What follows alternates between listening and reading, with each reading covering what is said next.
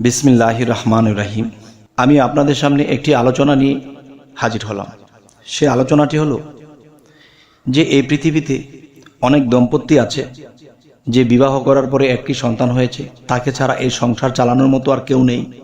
এখন দেখা যায় সেই দম্পতি কোথাও কাজে বের হয়েছে বা অফিসে গেছে বা ব্যবসাতে গেছে, দেখা গেছে কেউ গাড়ির চাপা পড়ে মারা যায়, কেউ গুলিবিদ্ধ হয়ে মারা যায়, কেউ বোমাবাজের মধ্যে পড়ে মারা যায়।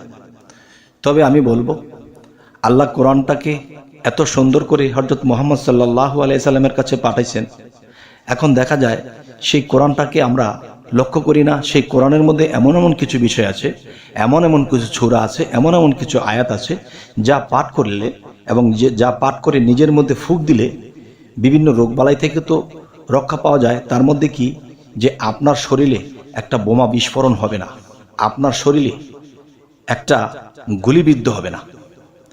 যে আমরা এই পৃথিবীতে জন্ম নিয়ে এসেছি, শুধু আমরা কামাই করতে জানলাম, খাইতে জানলাম, ঘুমাইতে জানলাম, কিন্তু এটাও ঠেকে পড়েছি যে আল্লাহর ইবাদত করতে হয়। যদি না ঠেকতাম তো এটাও করতাম না। তো এই অবহেলিত জীবন শয়তানও পছন্দ করে না, এই অবহেলিত জীবন কোনো ফেরেশতা পছন্দ করে না, এই অবহেলিত জীবন আল্লাহও পছন্দ করে না। তবে হে জগতবাসী, আজকের যে আলোচনাটি, সেই আলোচনাটি হলো, দেখুন, যদি আমরা এই নিয়মগুলো পালন করি, আমরা অবশ্যই আমরা মৃত্যুর হাত থেকে বেঁচে যাব। অবশ্যই অসময়ে অকাল মৃত্যু আমাদের হবে না। আল্লাহর কাছে তো সাহায্য চাবই। এর পাশাপাশি কি হবে দেখুন, যে আপনি যখন ঘর থেকে বের হয়ে যাবেন কোনো দিন কাজে, কিন্তু দেখেন আপনার ভিতরে যে আত্মা আছে, এই আত্মা কিন্তু জাগনা দেয়, আরে আমার বুঝি একটা বিপদ হতে পারে, বা আমার মনের মধ্যে একটা কাঁপুনি ঝাঁকুনি আসে, কিন্তু সেটা আমরা খেয়াল করি না, সেটা আমরা বুঝতে চাই না। তখন কিন্তু আমরা বিপদগ্রস্ত হয়ে পড়ি। তাই আমি বলতে চাই যে এরকম ভাব নমুনা যদি দেখেন বা নাই বা দেখেন, তাহলে কি করবেন, যে আমরা অবশ্যই যে সময়ের থেকে জীবনের মূল্য আমরা বেশি দেই না। কারণ বেঁচে থাকলে আমি সময়কে ধরতে পারবো, আর যদি আমি অকাল মৃত্যুবরণ করি তাহলে কিন্তু আমি কোনো কুলি পাইলাম না, না আল্লাহর ইবাদতে সাকসেস হয়েছি, না দুনিয়াবি কোনো সাকসেস হয়েছি, কোনোটাই হলাম না।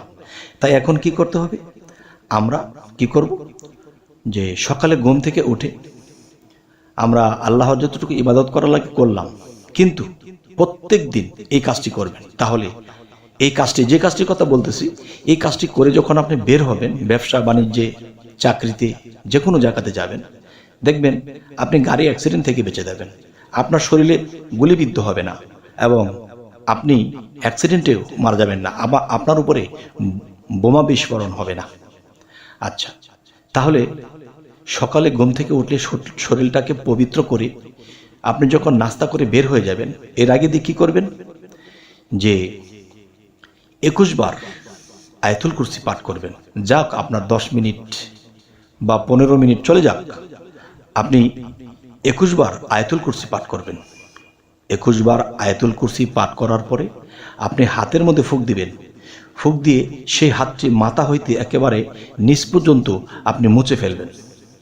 আচ্ছা, এরপরে আপনি কি করবেন, যে সরাসরি, যেমন রুকু এরপরে সেজদা না, সরাসরি একটা সেজদা করবেন আল্লাহর কুদরতি চরণে। যখন সেজদাটি করবেন তখন দেখবেন যে আপনার শরীরটা শিহরে উঠছে, লোমগুলো দাঁড়িয়ে যাচ্ছে, এমন একটা অবস্থা হচ্ছে। তখনই মনে করতে হবে, আল্লাহ আমার এই সেজদাটি নিচ্ছে আর কোন উদ্দেশ্যে দিচ্ছে, হে আল্লাহ, তোমার রহমতের ফেরেশতা দ্বারা তুমি আমাকে হেফাজত করো। আমি কত কাজে বাইরে হই, কত বিপদ আপদ হতে পারে, আমি পৃথিবীতে যদি অকালে মৃত্যুবরণ করি, না পেরেছি তোমার ইবাদত করতে, না পারেছি তোমাকে সন্তুষ্ট করতে, না পারতেছি দুনিয়ার কোনো কিছু সাকসেস করতে, তবে এই পৃথিবীতে মানব জন্মে এসেছি, আবার মৃত্যুর পরে কোথায় কি করে কি জবাব দেব। তো এরকম ভাবনা করে যখন আল্লাহকে একটা সেজদা দিবেন, তখন শরীরের লোমগুলো যখন শিহরিয়া উঠবে, তখনই বুঝবেন যে আল্লাহ আপনার এই সেজদাটি নিতেছে। আলহামদুলিল্লাহ, আলহামদুলিল্লাহ। আচ্ছা, এরপরে কি করবেন, বিসমিল্লাহির রহমানির রহিম বলে আপনি বের হয়ে যাবেন। বের হয়ে যাওয়ার পরে দেখবেন একটা মানুষ আপনাকে ক্রস করে গেছে, যাওয়ার পরে সে একটা বিপদগ্রস্ত হয়েছে, যেই বিপদে আপনি পড়তে পারতেন। তাহলে বুঝতে হবে আল্লাহ আমাকে রক্ষা করেছে। আল্লাহর রহমতের ফেরেশতা দ্বারা আমাকে একটু ব্যাগে রেখেছে, আরেকজন সামনে চলে গেছে। যেই পড়াটা আমি পড়তাম গাড়ির তলায় সেটা আরেকজন পড়ে গেছে।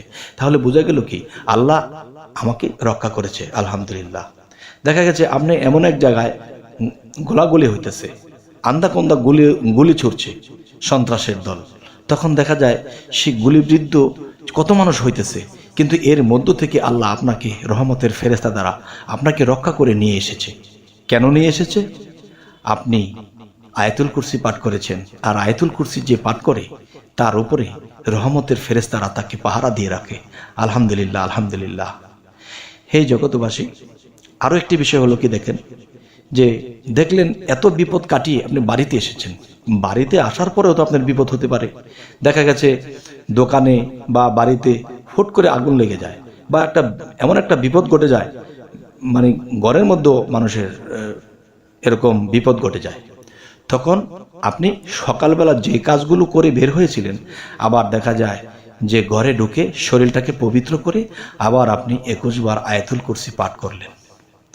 21 বার আয়াতুল কুরসি পাঠ যখন করলেন, যে যার মুখস্থ নেই সে দেখে দেখে পড়বেন, আর দেখে দেখে পড়তে পড়তে প্রতিদিন 21 বার যদি আপনি পড়েন তা আপনার মুখস্থ হয়ে যাবে, তখন আর আপনি দেখে পড়তে হবে না। আচ্ছা, তাহলে আপনি শরীরটাকে পবিত্র করে আবার আপনি শুয়েছেন।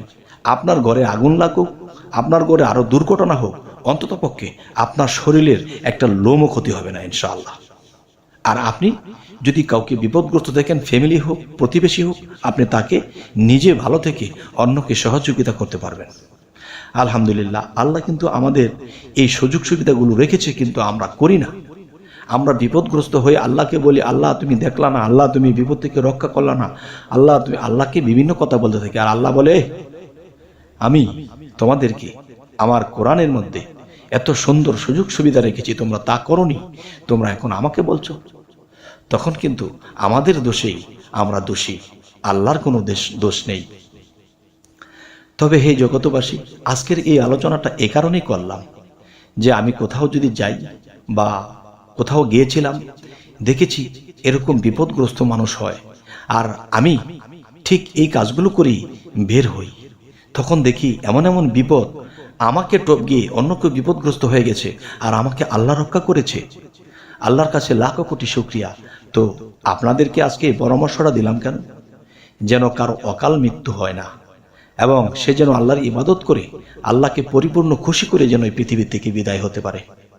তবে হে জগতবাসী, আজকের এই আলোচনা করলাম আপনাদের সাথে, কেন করলাম?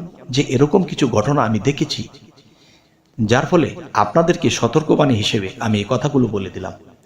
যদি আপনারা এই কাজগুলো করেন, ইনশাল্লাহ মানব জীবন যদি রক্ষা পায়, তাহলে আল্লাহর ইবাদত করতে পারবেন, দুনিয়াতেও কিছু করে যেতে পারবেন। হে জগৎবাসী, আপনাদের মধ্যে যারা আমার এই চ্যানেলটিকে নতুন দেখছেন, তারা অবশ্যই পরবর্তীতে আলোচনা পাওয়ার জন্য সাবস্ক্রাইব করে রাখুন। পরবর্তীতে আপনাদের কাছে সুন্দর আলোচনা নিয়ে আপনাদের কাছে পৌঁছে যাব। তো সকলেই ভালো থাকবেন। আল্লাহ হাফিজ।